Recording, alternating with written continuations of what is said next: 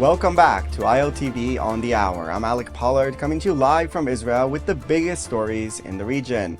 Israel confirms the identification of the body returned yesterday from Gaza is Thai national Sudtisak Rintalak.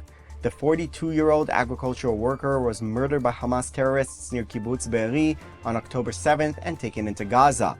After Palestinian Islamic Jihad claimed to have located his remains in northern Gaza, the body was transferred to the Red Cross and then to the IDF, where forensic teams completed the identification. With Rintalak now home for burial, only one slain hostage remains in Gaza. Police Master Sergeant Ran Gvili killed defending the Alumim community on October 7th. The Prime Minister's office says Israel shares the Rintalak's family's deep sorrow and remains determined and committed to bringing Gvili home, stressing that Hamas must honor its commitments under the current agreement. The commander of Hamas's East Rafah battalion, his deputy, and two other terror operatives were killed while trying to escape a tunnel in the southern Gaza Strip on Sunday.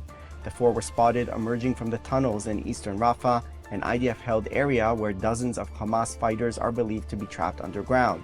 According to the military, the four operatives were killed by troops and the Israeli Air Force. The IDF says that following a review of intelligence, it can officially confirm that Muhammad Bawab, the East Rafah Battalion commander, Ismail Abu Labda, the deputy battalion commander, Tawfiq Salem, a company commander, and Abdallah Hamad, the son of a senior Hamas official, were the four operatives killed.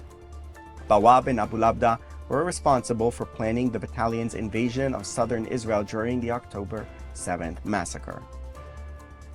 U.S. President Donald Trump says Phase 2 of his Gaza peace plan is going to happen pretty soon, despite Israel and Hamas only agreeing so far to Phase 1 of his plan, which includes the initial ceasefire, the IDF pullback in Gaza, the hostage prisoner swap, and humanitarian aid arrangements. No agreement has been reached on Phase 2, which deals with post-war management of Gaza and the disarmament of Hamas. While the U.S. pushed through a UN Security Council resolution to establish some of the mechanisms required, the process has stalled amid disputes over whether Hamas will disarm, who will participate in the International Stabilization Force for Gaza, and where reconstruction will begin. Referring to yesterday's attack on Israeli troops in Gaza, Trump said this. They had a problem today, I understand, with a bomb that went off and hurt some people pretty badly, probably killed some people. They're telling me it just happened. But it's going on. We have peace in the Middle East. People don't realize it. We have tremendous support.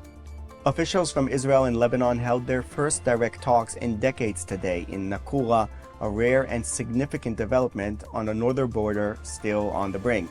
The meeting took place at the UNIFIL headquarters just inside Lebanon as part of a US-led ceasefire monitoring mechanism.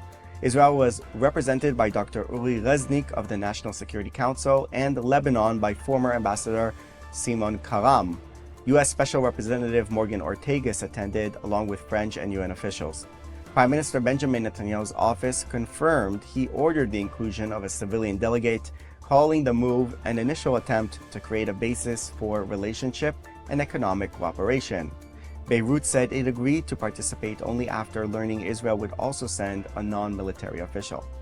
The last time Israel and Lebanon held talks in Nakura was the 2022 U.S.-brokered maritime border deal, but those talks were indirect.